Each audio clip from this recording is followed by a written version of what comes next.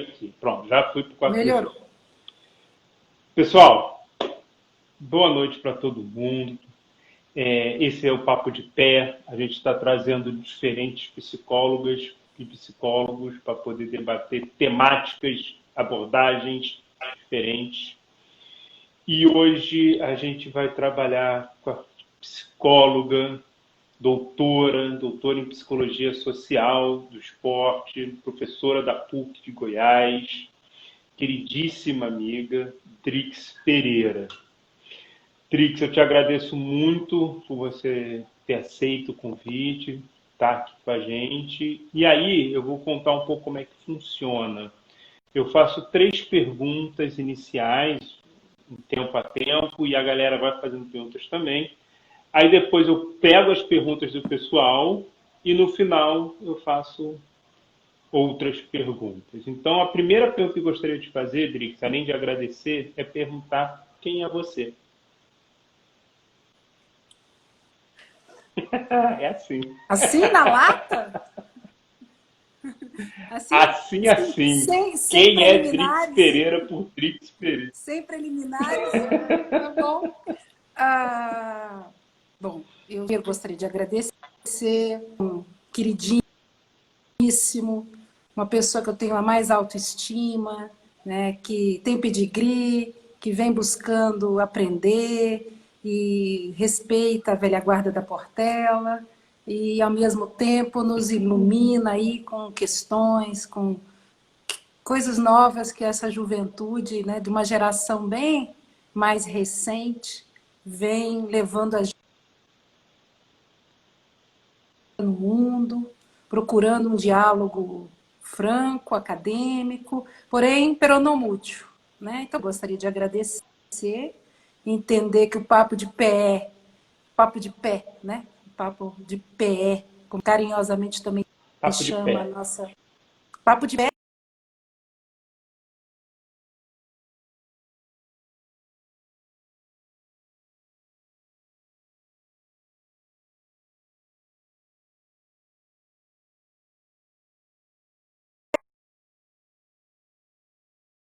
iniciozinho dos anos 90, na UNB, Universidade de Brasília, que depois fez um mestrado na Universidade Federal de São Carlos, depois fez uma especialização na USP em psicologia do esporte e depois fez um doutorado em psicologia social na PUC de São Paulo sobre a construção social do jogador de futebol no Brasil, com uma perspectiva construcionista de trabalhar a psicologia do esporte numa vertente bastante problematizadora.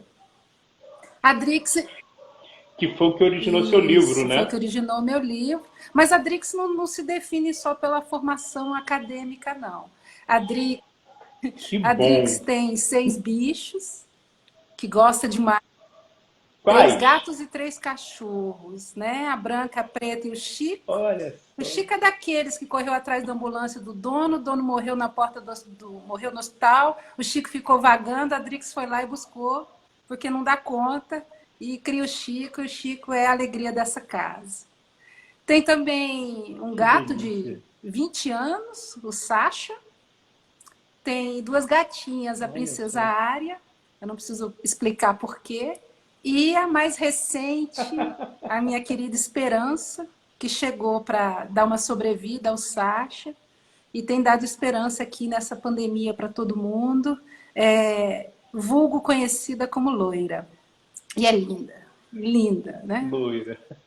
O que mais? Que Eu acho que a Drix delícia, é Drix. isso. A Drix é um Pierre de saia, né? Sempre louca por contraditórios, sempre jogando areia no ventilador, sempre desestabilizando as pessoas. Tem um pouquinho de receio porque ela não chega sem fazer barulho e não sai sem causar estrago.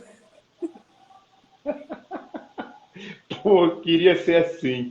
Cidric, você falou da perspectiva construcionista, né? Pensando assim, o papo de pé, ele é para o público em geral. Não, a gente tem várias psicólogas aí, a Lívia, a Renata, o pessoal está aí, o Diogo, o pessoal está aí.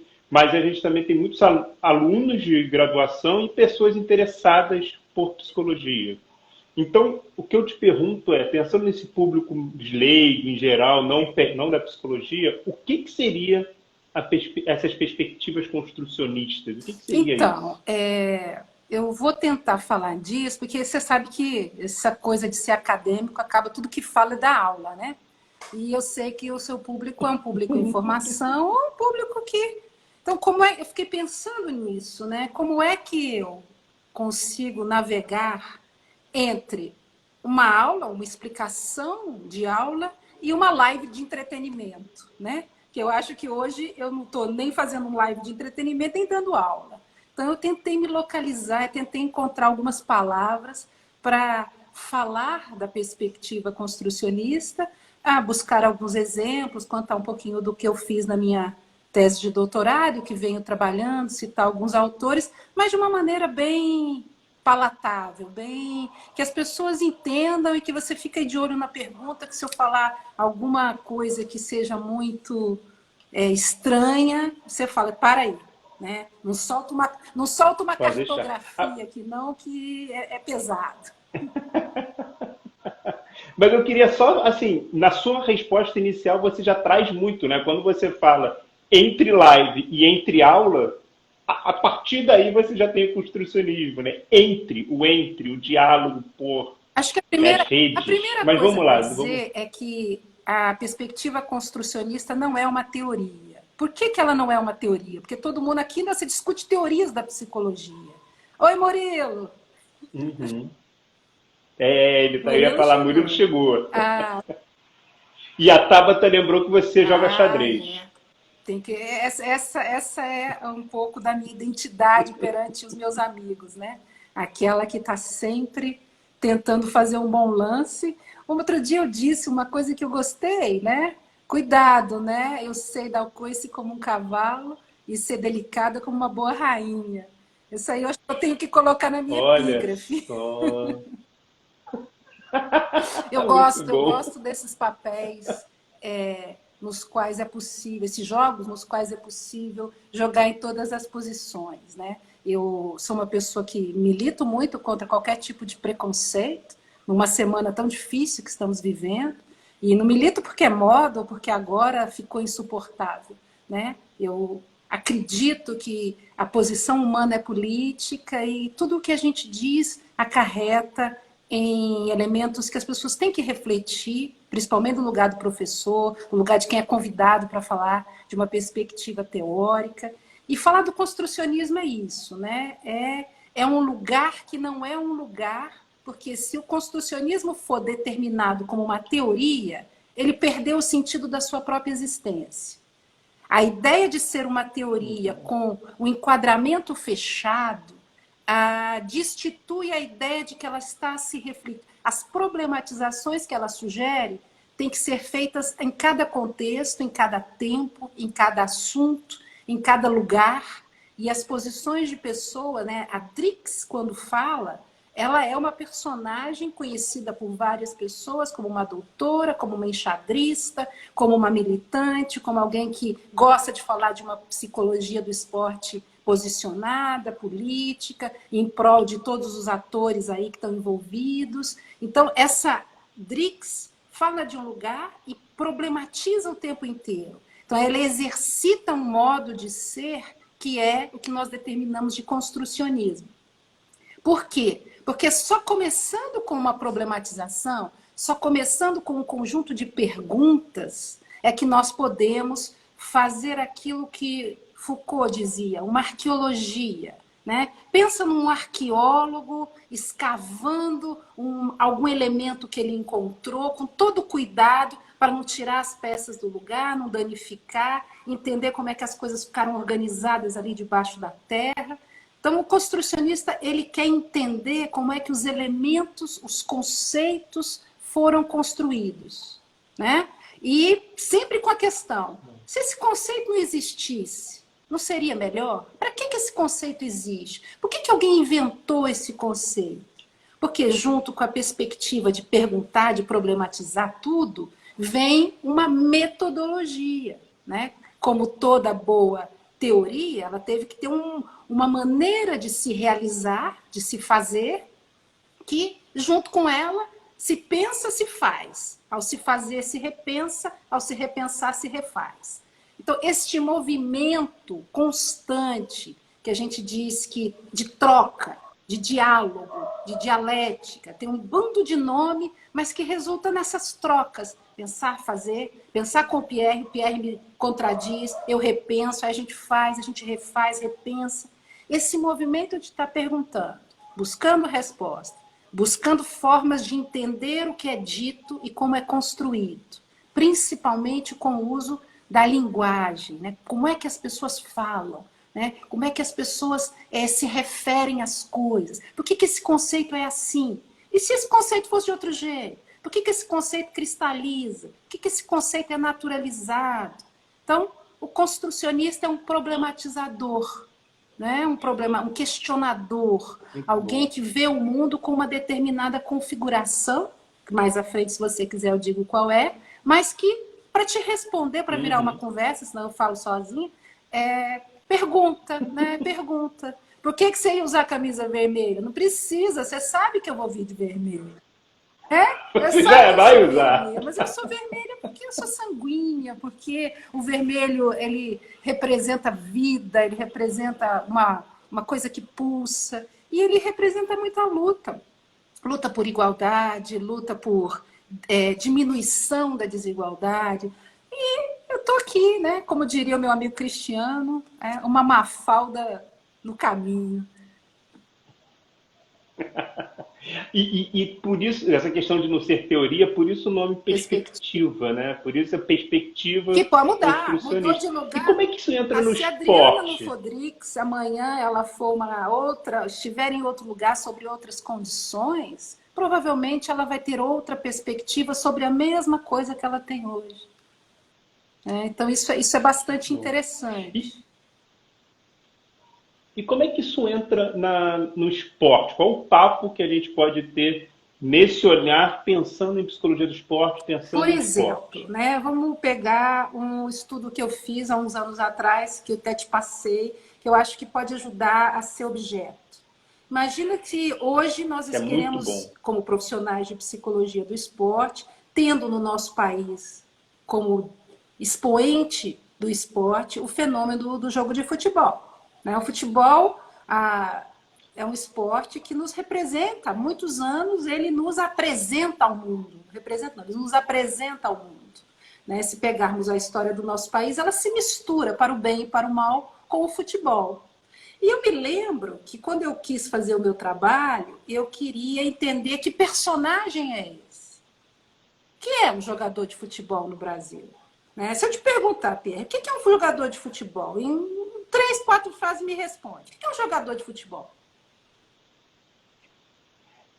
É curioso que eu penso no menino tentando ser jogador de futebol. Eu falo que é um ideal. O jogador de futebol é um ideal de muitos meninos e muitas meninas Então, do nosso país. quando você Essa seria descreve para mim é um ideal de ser alguém, você já entendeu que esse ser alguém tem um formato de ser. Eu tinha uma determinada ideia de que ao perguntar, porque aí eu fui lá, vou perguntar, mas vou perguntar para quem? Aí eu vou perguntar para os jogadores. Aí eu peguei uma bela amostra de jogadores de 5, 10, 15, 20, 25, 30 e 35 anos. Peguei várias categorias. E os agrupei e resolvi perguntar para eles, para você, né, que joga, o que é ser um jogador de futebol? Não contente com as respostas, porque já eram enormes e muitas, eu perguntei para todas as pessoas que estavam envolvidas com essas pessoas. Então, um menino de 5 anos tinha a mãe, o pai, a babá, a avó. Um menino de 10 tinha o pai, a mãe, o irmão, a história de ter vindo da bronquite.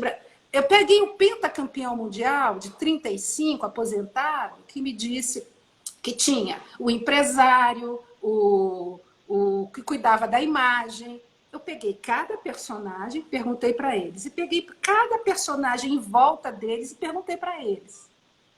Por quê? Porque eu queria. Até porque não são seres Não, eles isolados, são né? seres que vivem no mundo, que é outra condição interessante do construcionista, e muitas vezes ele flerta com outras teorias, como é o meu caso. Eu entendi que o ser humano é social.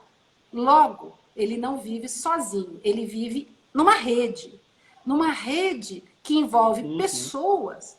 E também comecei a entender numa rede que envolve objetos, coisas.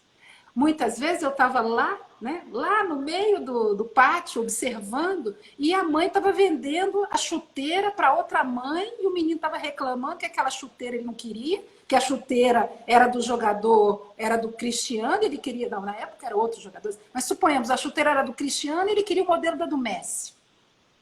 Né? Então o menino estava bravo, e a mãe feliz da vida, porque podia comprar uma chuteira de segunda mão, e a outra mãe mais feliz ainda, porque não ia ficar empatada no armário, que o pé do menino tinha crescido. Então, tudo isso, a chuteira, o elemento de ser do Cristiano, de ser do Messi, a cor da chuteira, a condição social das mães, aquela arquibancada que fala de futebol mais do que qualquer jogo, das mães e dos pais que esperam. Então, eu comecei a entender como é que esse menino pensa esse jogo, e esse menino vai crescendo, essas redes vão se solidificando, alguns chegam lá e outros não chegam. Então, a construção não é uma construção só de pessoas isoladas, com suas subjetividades, que têm um sonho. Não.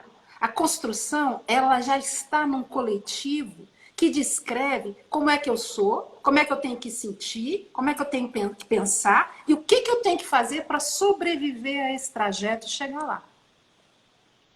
Estou falando português? Mas, totalmente, totalmente. São todas as conexões. Agora, eu fiquei com uma dúvida quando você estava falando. E aí, teve uma frase que você soltou que eu queria entrar nela. E também, quem quiser fazer pergunta, pessoal, fica à vontade. Vamos aproveitar que a gente está com a Drix, dialogando as perspectivas construcionistas no esporte. Drix, quando você estava falando do campo de futebol, você falou da arquibancada e das pessoas que estariam, os pais ou os torcedores. A gente está numa discussão, e na verdade em alguns países já teve o retorno do futebol com a arquibancada vazia.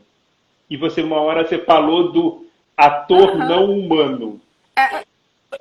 Como é que a gente vai... Clara, né? Eu sou apaixonada por futebol, e outro dia eu fui ver a ideia do alemão de jogar, né? Eu não consigo gostar. Eu não consigo achar que aquilo é um jogo de futebol, porque eles não se comportam para a plateia. Você não vai ver o jogador pulando e dando pirueta e fazendo aqui, ó, sou eu. Para quem que ele vai fazer? Ou ele vai mostrar só para a câmera? Porque a câmera para ele é muito pouco. Para ele aquilo ali é um enquadramento. Ele quer um espetáculo. Porque é por isso, né? Outro dia, eu não me canso de repetir, ainda antes da pandemia, eu fui assistir uma final de um sub-17 aqui, entre os dois times mais interessantes da cidade. Interessante, não é a palavra. Quais são os times? O Goiás e o Atlético. E era sub-17, né? E me chamou muita atenção, porque assim, o Goiás ganha tudo e o Atlético normalmente não bate na trave. Recentemente até conseguiu conquistas, mas nesse jogo que eu fui ver, finalzinho do jogo, primeiro dos dois jogos, finalzinho, 44 do segundo tempo, o menino vai bater um pênalti. Né? E aí, lá vem o menininho com cabelo de moicano, lembra do Neymar batendo um pênalti? 3 passinhos para trás, 3 carreirinhas para frente, uma paradinha, olha para o goleiro e chuta. Quando o Neymar vai bater o pênalti, eu agonio, porque eu sei que a chance de errar é enorme, porque a firula é maior do que tudo. Mas é o Neymar, vou combinar, ele já chegou lá. Aí lá vai o menino. É dito, escrito. Ele sabe o que ele tem que fazer é o gol. Mas o que ele faz é repetir o Neymar. E não faz o gol. Olha só. Né? Neste caso, ele não fez, ele perde. Ele perde. Né? Que é uma coisa que a psicologia precisa voltar a trabalhar. O espetáculo ele pode e deve existir, mas essa construção ela não pode vir desassociada do desempenho. O jogador tem que jogar bola. Né? O Neymar pode fazer tudo o que ele quiser fazer hoje, mas ele já chegou lá no sentido de mostrar que bola ele joga. Até a gente ainda perdoa porque a gente espera que essa bola volte a ser jogada. Né? Perdoe algumas coisas, vamos deixar bem claro. Né? E o menino de 17 anos do Atlético, que aos 44 do primeiro jogo perde o pênalti fazendo cópia fiel da postura física, da firula, do cabelo, das tatuagens, né? Essa Talvez o objetivo dele ele alcançou, imitar o ele Neymar. Não fez o imagina, gol, não, mas ele ali, mora no alojamento, ele está longe da família, ele come o pão que o diabo amassou, ele sofre todas as violências, mas a construção social é maior para ele do que o caminho que ele tem que traçar sim, de orientação, de educação, de desempenho, né? Tudo isso é viver um encanto, é o meu momento. E muitas coisas nesse caminho, pela falta de instrução, se perde, né? Então, quando eu quero estudar o futebol, você imagina, eu nunca vou ser chamada para trabalhar num time de futebol, porque eu vou chegar lá dizendo, pera lá, né? Isso que vocês cultuam não é futebol, né? Futebol implica em educar, espetáculo sim, mas tem uma série de elementos que não vão dar tanto lucro assim, que precisam ser repensados, né? Então, assim, é muito gostoso poder entender os processos subjacentes, que estão por debaixo, que estão por trás, que estão do lado, que estão em cima, de todos esses elementos no futebol. E o construcionista vai fazer isso, ele vai entender os mecanismos de construção dos conceitos. Então, eu acabei entendendo como é que a sociedade envolta no futebol, como é que os personagens, então, tem o jogador, tem a mãe, tem o pai, tem a esposa, tem o filho, tem a namorada, tem o roupeiro, tem o torcedor, tem o jornalista. Como é que esse pessoal pensa o conceito de ser jogador? Né? E aí, na minha perspectiva, eu falei assim, vai acontecer o seguinte, os meninos mais, isso era a minha tese, os meninos pequenininhos vão dizer que é brincar, é ter prazer, né? Os meninos mais com 10, do 15 vão dizer assim, um dia eu vou ser igual fulano. Os meninos de 20 vão dizer assim, agora é minha hora, né? Eu tô quase lá. Os que já forem profissionais vão dizer assim, cheguei, agora eu preciso de ter uma sorte, né? Mas Deus vai me ajudar. Isso era a minha tese, eu tinha uma ideia do que cada um ia dizer. Você acredita que minha tese não se comprovou? Porque dos 5, dos 10, dos 15, dos 20, todos disseram a mesma coisa.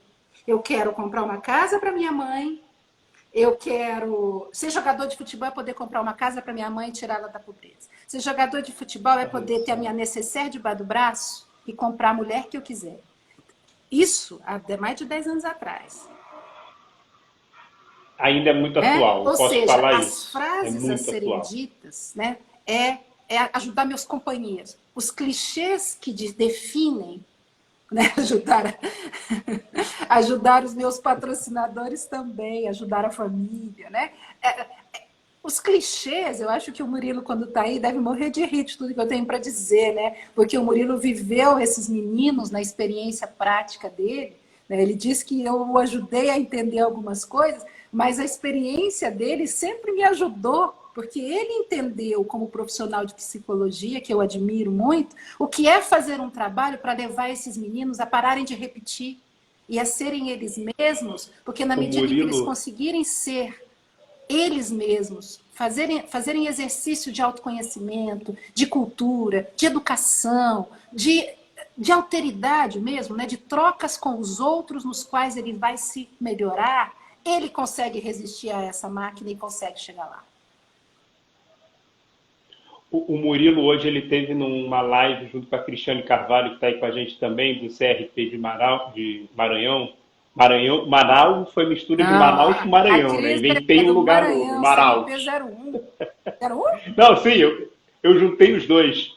E aí foi sensacional, falou muito da questão dos projetos social no esporte. Agora, eu queria contar uma coisa que aconteceu aqui na nossa live e que eu acho que vai ser muito interessante, né? O Rodrigo Ascioli, que está aí também e que tem uma perspectiva mais voltada para a TCC, ele fez um percurso até chegar numa perspectiva muito próxima do construcionismo. Olha o que ele fez. Ele elogiou a caneca, ele deu uma risada, pediu desculpas por ter gargalhado, porque escreveu errado, vai saber o que aconteceu. E aí, depois disso, ele falou, falando do futebol sem a torcida, ele falou que ele está reparando na sinfonia que tem nos campos de futebol sem a torcida. É uma outra sinfonia. É a conversa das pessoas, é a bola... Vou até ler exatamente como é que ele falou, que eu achei muito interessante. Quer ver? Ele trouxe: o futebol sem torcida nos proporciona outra sinfonia. O diálogo entre eles, o som da batida no pé da bola. Então vira um outro futebol, né? Vira uma outra pegada de futebol. E são outros atores. Você falou dos atores não humanos, são outros atores Acho ali que nós temos que nos daquele... acostumar com a novidade. E a psicologia nos ensina, tudo que é novo a gente resiste. Primeira coisa é resistir para depois tatear, para depois se permitir, né? Agora, é muito esquisito, é muito estranho, né? Até porque a parte do torcedor não é qualquer parte, né? A parte do torcedor, poderíamos ficar em casa, né? Todos com nossas televisões, mas tem pessoas que vão para lá e que se emocionam e que transmitem uma energia para o jogador. É diferente, sim, eu concordo. Talvez a própria tecnologia nos traga novas possibilidades, porque uma das características de pensar rede, de pensar matriz, de pensar atores, ela é muito possível, porque nessa relação com os objetos, objetos humanos, humanos e objetos, o avanço da tecnologia nos permitiu, né? Todo mundo que está aqui ouvindo falar de futebol, com certeza já foi ao Museu do Futebol ou alguma coisa e viu a história das bolas, a história das roupas, a história dos campos, a história dos apitos para os árbitros. Então, o que é isso, né? Esse permear tecnológico daqui a pouco vai nos colocar na visão do jogador quando joga, né? Na visão da bola quando rola. Então, todas essas emoções, a gente não sabe quando é que a gente vai sair desse isolamento social. Então, eu acredito que alguns avanços vão mediar muitas das nossas relações e muito dos nossos entretenimentos, né? Eu andei vendo algumas lives de entretenimento de algumas cantoras que eu gosto e eu fui percebendo a construção delas, né? No primeiro momento, uma foto com o Instagram na mão, aí na semana seguinte já tinha um tripé, já tinha uma luz, já tinha alguém que dava dicas, na outra já tem uma equipe, já tem... Mesmo ela em casa, né, aquilo vai se tornando uma construção absolutamente mediada por uma série de tecnologias organizadas que vão tecnologizando tudo, né? Eu não sei até que ponto nós vamos chegar na medida em que nosso aprisionamento tiver mais tempo, como eu acredito que terá, né? Não acredito num retorno tão breve. Infelizmente, algumas pessoas não conseguiram entender isso e advogam contra a sua própria vida. Mas a construção disso, para mim, também é muito clara, e a política, né? Construir um discurso de que a economia é ela que sustenta a vida e não a vida que sustenta a economia, também é um discurso político construído socialmente, com bases muito fáceis, né? De um nível muito básico de entendimento. Então, ser construcionista é atormentar a vida de quem você passa o dia inteiro perguntando como é que isso foi construído, né? Quais elementos subjazem a isso, quais são os atores da rede, como é que essas relações se apresentam, né? Quem é que tem mais força para puxar tal coisa, menos força, seguir dinheiro, seguir poderes. Então, assim, na verdade, a Nokia, como o Murilo falou, mais parecido que um jogo de xadrez.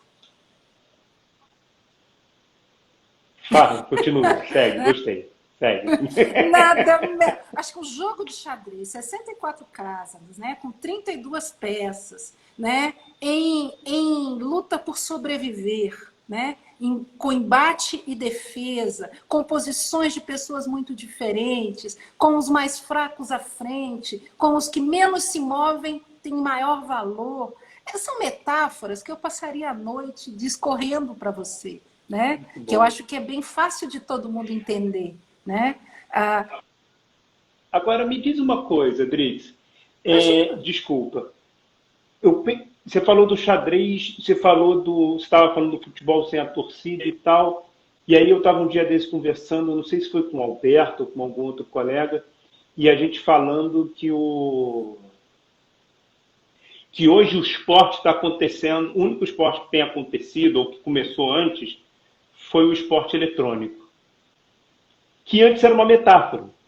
Esporte eletrônico são avatares jogando. A partir do momento que são avatares jogando, e não um sujeito real jogando ali na tela, não deixa de ter um quê de metáfora. Quando eu fiz o meu não trabalho, deixa para de você ter ter uma essa pegada. ideia, esse apelido de Drix, ele não veio à toa. Quem me deu esse apelido foi Jaqueline Sim. Brigagão, uma das doutoras do grupo de práticas discursivas e produção de sentidos da professora Mary Jane Paris Spink, que foi minha orientadora de doutorado, que tem esse grupo. E Jaqueline olhava para mim, na época, quando apliquei para o primeiro projeto, eu queria falar do neoatleta, eu queria falar da mistura da tecnologia construindo os novos atletas, e eu usava a metáfora da realidade virtual do Matrix, né? Da Matrix, como geralmente as pessoas conhecem, né? O que é a Matrix, né? A Sim. humanidade sendo adaptada para viver realidades para além das virtuais, porque é corpórea, você está presente física e psicofisiologicamente. Então, assim, pensa isso há trocentos anos atrás, né? Ainda no século passado. Como diz uma atleta desse milênio, 1900 de Isso, Jurassic Jesus, eu Park. joguei bolinha de gude com Jesus, então daí você tira, né? De biloca para a realidade virtual. E quando você pensa nos jogos eletrônicos, né? A ideia de um avatar é uma ideia que permeia a minha cabeça. Eu me lembro, eu fazia introdução à psicologia, acho que era uma matéria, história da psicologia, já estava no segundo, terceiro período, estava mais avançadinha no curso. E eu tinha um professor, Jorge Mendes de Oliveira Castro Neto. Ele dizia para mim, o que você quer ser quando crescer? Eu falei, eu quero ser psicólogo do esporte. Eu falei, mas esporte? Esporte não existe psicologia no esporte do Brasil. Eu falava, tem problema não, eu vou fazer. Aí ele falava, mas você quer fazer o quê? Aí eu dizia assim, eu quero mexer com treinamento, ele era behaviorista, eu quero mexer com treinamento em realidade virtual. Ou seja, eu vou treinar o camarada dentro do laboratório e ele vai sair e vai ganhar de todo mundo. Né? Essa era a Adriana no terceiro. Olha, a ideia da aluna de terceiro Eu período. quero aprender fisiologia, eu quero aprender cognitivismo, eu quero aprender condicionamento, eu quero aprender a tornar esse humano uma máquina. Né? Claro que de lá para cá eu amadureci bastante, né? Para não dizer fiquei velha, né? E passando por esta ideia, passando pela Matrix, passando pela realidade virtual, passando pelo que nós temos, né? Eu fui pesquisadora de biofeedback quando isso não era moda, né? Hoje o Alberto dá nó em pingo d'água, esconde as pontas, e é muito bonito o que ele faz, porque a tecnologia hoje permite muito mais do que permitia nos anos 80, 90, e a ideia é uma ideia muito bacana, né? Agora, dimensiona. Por isso que eu cito o Alberto. Porque o Alberto também é o cara que dimensiona, né? A ciência com o que tem a mais na história construída, né? O que tem a mais no que nós precisamos trazer humanamente, politicamente, para além da capacidade de treinar os camaradas. Outro dia eu estava escutando as lives da CBF, me arrepiei inteira. Por quê? Porque eu via lá o responsável pelo futebol dizendo, psicólogo vai ser muito importante, porque nós temos que dizer para os meninos o que eles têm que fazer. Psicólogo não serve para dizer para ninguém o que ele tem que fazer, não. Né? E em Perfeito. Nem para seguida, os meninos de futebol, nem para os meninos de vinha qualquer um outro monte de lugar, psicólogo né? dizendo, olha o que eu estou dizendo para ele fazer, olha, estabeleça metas, respire. Bom, Dá vontade né, de falar assim, gente, peraí, não é assim não, bora conversar. Psicólogo não está ali. deixa eu falar. Deixa eu falar uma coisa. Você falou da história da psicologia. Eu lembrei, ó, primeiro que a sua caneca da Maria Bethânia tá todo mundo elogiando, tá Murilo, para todo mundo vai você, querer cópia. Murilo. Nós dois ao luar. Explode coração. Olha só, eu estou tendo o prazer, Drix. Eu vou querer também entrar num outro tema que você falou no momento da tua fala e que é impossível a gente passar aqui sem falar disso. Mas só para antes de entrar nisso, eu estou tendo o prazer de dar aula de história da psicologia na universidade que eu dou aula. E o último capítulo que eu trabalhei foi o capítulo da Marijane Spink, falando do psicologia social atual. Estou até com um livro aqui na minha frente, que é a História da Psicologia, Rumos e Percursos, que é o livro que eu utilizo com eles, e o último capítulo é dela. E aí ela traz exatamente isso, esse diálogo de perspectivas e não uma teoria, e não dizer o que o psicólogo tem que fazer, o que o atleta tem que fazer. Ela não fala de atleta, mas ela fala, não o psicólogo dizer para o outro o que ele tem que fazer. Mas eu queria entrar num outro tema. Eu só me lembrei disso e trouxe para o nosso papo, mas eu queria entrar num outro tema. Você falou no início, você falou antes do racismo ser insuportável. Na verdade, o racismo é insuportável desde que o racismo é racismo. E como pensar nisso nesse momento, olhando para o esporte, olhando para a perspectiva construcionismo e o racismo, esse racismo insuportável, como você Eu perguntava adjetivou. para os meus alunos hoje, Pierre, você sairia na rua hoje para brigar pelo seu irmão negro que foi morto com o joelho no pescoço, agonizando e dizendo eu não consigo respirar? Ah, professora, mas foi lá nos Estados Unidos. Hã? Ele não é meu irmão. Ele não é um outro que me representa. Eu disse assim, você vai esperar que isso seja com seu familiar, branco, privilegiado, que mora no Alphaville? Não, professora, não é assim. Eu vou à luta, eu posto no Instagram, eu tô a favor, né? Aí eu ficava me perguntando, né, o que é lutar e o que é se posicionar contra o racismo, né? Porque ao fim e ao cabo, hoje a única linguagem que vem sendo entendida é a da violência.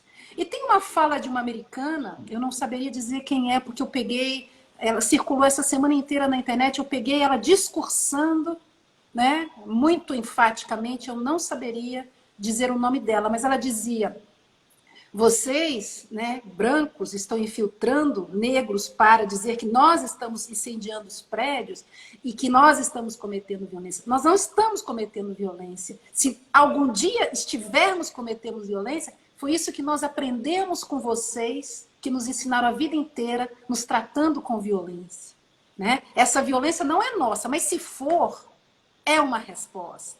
Aí você vai dizer, a Adriana está pregando a violência. Não, a Adriana, como construcionista, ela pergunta que elementos precisam estar presentes para que o racismo saia do discurso. Porque enquanto discurso e construção dele, eu sei todas as narrativas, né? Todas as narrativas dos brancos, dos negros, dos pobres, dos ricos, do que significa no nosso país. Eu dou aula há 25 anos numa universidade particular, uma PUC, uma senhora universidade. Eu conto nos dedos quantos alunos negros eu tive, né? Sendo que eu me considero negra, os meus alunos não me consideram negra. Por quê? Porque eu sou inteligente, porque eu falo mexendo as mãos, né? Como diriam os outros. Mulher empoderada ou não é tão mulher assim, ou é uma branca. E que bom, professor, que a senhora está tão arrumadinha. Eu escuto isso, Pierre. Né? Então, nós estamos em 2020, com muito pouca gente capaz de entender ou querendo entender. Né? Hoje, o que é isso? Né? O que nós vemos nas nossas salas de aula? Hoje um aluno meu pergunta, professora, que negócio é esse de reflexão que a senhora fala tanto? Explica para mim, que negócio é esse? Quando eu escuto uma coisa dessa, eu tenho que entender, não é que o aluno seja burro, não. É que elementos estiveram presentes na construção desse indivíduo universitário que não reconhece o significado da palavra reflexão. Porque ele foi construído de alguma forma por alguma família, por alguma igreja, por alguma escola, por alguma religião, por um conjunto de elementos. Né? Ele não é culpado, ele é partícipe de uma falta completa de alteridade, porque se ele não aprendeu a dar nome àquilo que ele faz quando ele pensa, ou ele está muito aquém da idade que ele tem, ou ele não pensa. Ele não teve a possibilidade de passar por reflexão, né? Reflexão não foi passada. Você entende? Aí você me pergunta, como é que a gente lida com o racismo? Se a pessoa não tem repertório para entender verbalmente o que a palavra significa, o que a rede significa, o que as coisas significam, né? Então, impressionante. A ideia de ir pela linguagem é um caminho, existem vários outros, né? O engajamento político, na busca pelas perguntas, eles têm medo do conflito, né? As pessoas, como você brinca comigo, né? A Drix é sempre alguém que todo mundo acha que vai morder. Por que a Drix morde? Porque a Drix pergunta. Porque a Drix vê uma coisa problemática. Mas por que vocês estão em futebol lá em Nova York? Você não mora no país do futebol? Você vai trazer o modelo de lá para cá? Aí você faz uma pergunta dessa, todo mundo assusta. É por isso que eu tô adorando o papel aqui de estar te perguntando, porque agora quem tá. Se bem que você me perguntou já 2 vezes nessa live, você já inverteu esse jogo de xadrez já 2 vezes já. E Drix, e o papel das torcidas organizadas aqui no Brasil no meio desse momento todo? Eu Eu vi diria o uma coisa muito seguinte, eu vou interessante te falando dizer uma coisa que de. eu pensei hoje, Diga. né? Se no domingo, quando a Gaviões da Fiel, saiu em quase que em resposta aos 300, que me perdoem quem não souber do que eu estou falando, quando eles saíram fazendo aquela marcha na Paulista e depois foram espantados pela violência policial, eu me perguntei, e se não fosse a Gavião? E se fosse o Pavilhão 9, que é outra torcida do Corinthians, conhecida por não sair, não fazer a ré que o Gavião da Fiel fez. Não atrapalhar a Né? ordem. Não. Ou seja, né, ao mesmo tempo o policial está lá tirando delicadamente a moça com bastão de beisebol vestida de verde e amarelo, né, que é uma pena a gente ter que guardar as camisas verde e amarelas do Brasil. Mas eu não dou conta de usar. Eu uso em casa escondida até de mim mesma, porque passou a apresentar um significado de fascismo, de intolerância, de privilégio em detrimento da violência com as pessoas que não estão coadunando, né, concordando com o nosso presidente fascista e genocida. Sabe o que eu pensei? Quando eu estava separando as camisas, eu passei na casa da minha mãe, não entrei, porque não podia entrar, mas eu pedi para ela deixar numa sacola todas as minhas camisas de futebol da infância. E o Fenerbahçe, nenhum dos dois. Eu estava separado, só que eu deixei na sala que a Marta estava atendendo. Mas ela separou as camisas, aí ela botou assim, nós dois olhamos para a camisa do Brasil e nós dois falamos, cara, não dá para usar essa camisa, né? Que pena. Que triste isso. Drix, a gente está chegando, está nos últimos 15 minutos da Tinha nossa 3 live. perguntas. Quem está acompanhando... Não, a gente já entrou nas outras todas, já vamos. Já fiz minha tarefa. Que até trouxemos perguntas para a galera. Não, ainda tem 15 minutos. Quem não conhece o Papo de Pé, a gente está discutindo a psicologia e diferentes abordagens da psicologia. Hoje a gente está com uma perspectiva construcionista com a Drix. Nós teremos no sábado a Carla de Piero falando da análise de comportamento. Na próxima quarta a gente vai ter a Maíra Ruas, do psicólogo do Vasco, falando de Carl Rogers. Na outra semana a gente vai ter a psicanálise com a Clarice Medeiros. Então a ideia é essa, a ideia é pensar a psicologia do esporte, dialogar ela com todos os públicos e de uma maneira trazendo as diferentes perspectivas teóricas. A Tabata já adiantou o momento, mas ainda não é ele ainda não. Vai ter, ela adora. A Tabata foi uma das entrevistadas, você estava na live que a Tabata foi. Grande Tabata, presidente da ABESP, nossa querida e linda Associação estudiosa Brasileira das artes marciais, poliglota, linda e maravilhosa. Obrigada, Tabata. Demais. Vamos lá, a gente está falando do racismo, está falando da situação agora do Brasil e tal. O Papo de Pedrix, ele começou em 2016 com o Thaís, com o Falcão, comigo e com o Maurício Marques. Peraí. E aí eu voltei agora... Thaisinha da Bahia? Pintinho do Sul? Exatamente. E Rodrigo Falcão de São Paulo. Bom time, hein? Estou apaixonada na Thaís. Era legal. Thaís. A Thaís é demais. Thaís. Thaís é demais. E aí, uma pergunta que eu tenho feito, pessoal, é o seguinte, foi há 4 anos atrás. Eu sei que é difícil viajar no tempo e tal, mas vamos brincar aqui.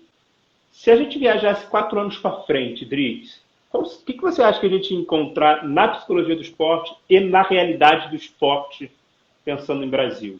A BPEX e a Brapesp estariam fundidas. Olha só, que sonho. Sem ninguém matar ninguém. Boa, Que fundamental. mais? se seguíssemos a cartilha do Alberto, que eu acho melhor do que a nossa do Conselho, nós aprenderíamos a valorizar a nossa profissão, fazendo com que dados fossem misturados com o cuidado social e nós aprendêssemos a cobrar o preço pelo nosso trabalho. Que ia ter espaço para a aulinha da Drix dizer que o ator principal é o atleta e ele tem que ter voz em qualquer sistema. Porque pode ter bola, pode ter campo, pode ter câmera, pode ter arquibancada, pode ter patrocinador, mas sem atleta não existe jogo. E ele tem que saber disso, alguém tem que contar para ele, né? Para fazer a função de um agente político de direitos, que faz a categoria dele e de todos os profissionais à sua volta aprenderem a ter valor e não esperar o valor que é dado pelo dirigente. Né? A gente não tem tabela de salário com o pé. A gente tem que esperar decidir com eles se eles querem pagar. A gente se querem. Porque toda vez que me pediam para trabalhar, diziam assim, a gente não pode pagar a senhora não, sabe? A gente não tem dinheiro. Mas a gente pode colocar a senhora na mídia. Eu falo, tudo que eu não quero é para a mídia, né? Mas não, é muito raro, né, nós encontrarmos esse lugar. E eu espero que daqui a 4 anos, as lições que o Alberto nos ensina, não é de nos adaptarmos aos clubes, mas o clube... Você não vê nenhum médico sendo colocado de lado num clube e nem ninguém desejando operar o joelho dos jogadores. Eu sou coach, eu opero o joelho. Vai falar isso, né? Porque para todo mundo aparece um coach, né? Então, o que é isso? Daqui a 4 anos, ou nós usamos toda essa experiência para o reconhecimento do nosso trabalho, da nossa união, da nossa necessidade uns dos outros, né? Tem gente que gosta de ser mais estrelinha, deixa eu ser estrelinha, a gente já separa para ser estrelinha. Né? Deixa as estrelinhas, que adora isso. Aí tem aqueles que vão fazer o trabalho metodológico, aqueles que vão cobrar, aqueles que vão continuar carregando o piano e construindo uma psicologia do esporte interligada com a educação física, outros com o olimpismo. Tem lugar para todo mundo, olha para o céu. Então, daqui a 4 anos, eu desejo que a construção disso tudo resulte em psicólogos que não se questionam ou que têm dúvidas do seu lugar, da sua posição, do seu posicionamento teórico, metodológico e político. Eu advogo por um lugar onde nós consigamos colocar ação, talvez encontrar as melhores pessoas para dizerem isso, né?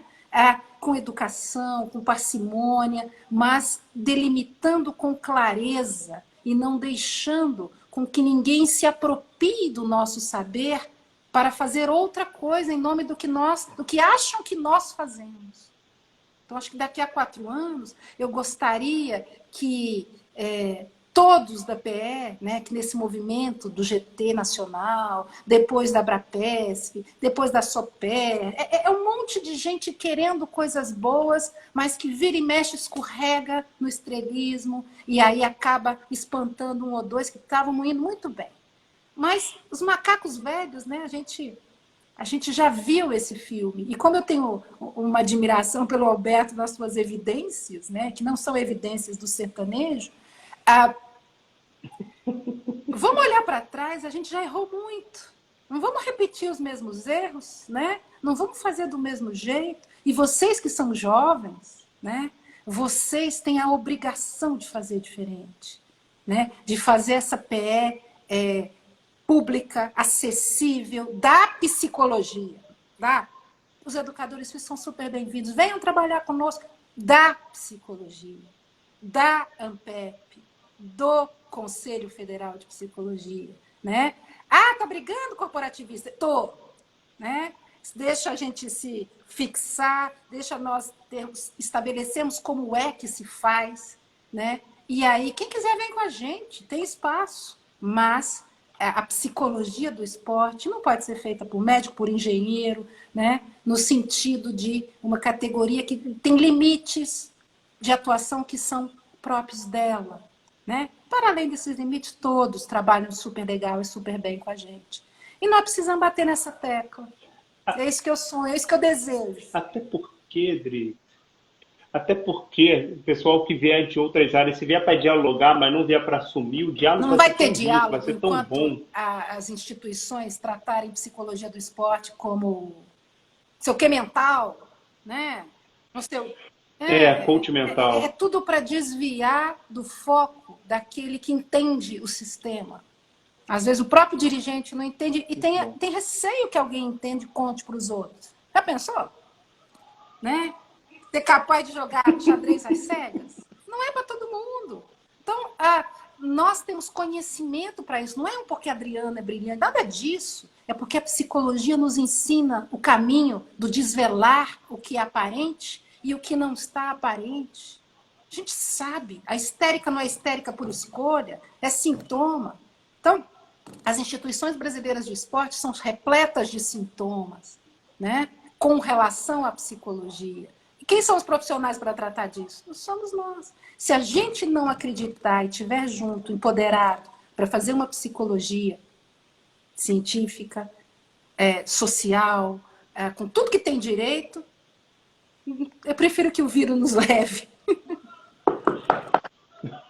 Brasileira, né? Científica, social, brasileira.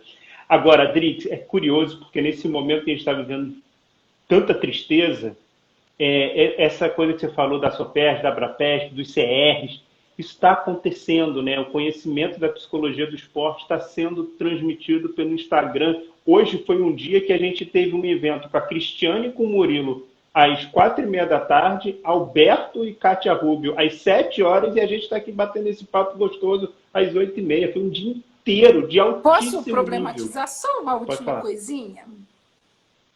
Eu acho lindo, Muito. Cris e Murilo, Alberto e Kátia, eu e você. Eu acho lindo. Eu acho maravilhoso. Mas nós temos que ter cuidado, novamente, com o que é conhecimento e com o que é opinião. Tá? Porque o que acontece? Boa. Daqui a pouco, o entretenimento tem um monte de gente dando opinião sobre coisas que passamos uma vida estudando para entender. Então, uma coisa, todos podem ter opinião, todos vivem experiências riquíssimas e podem trazer suas experiências para compartilhar, para fazer lives de entretenimento. Né? Eu acho bacana quando os convidados são atletas, falam da PE, bacana. Isso é experiência e ela pode ser compartilhada em termos de opinião.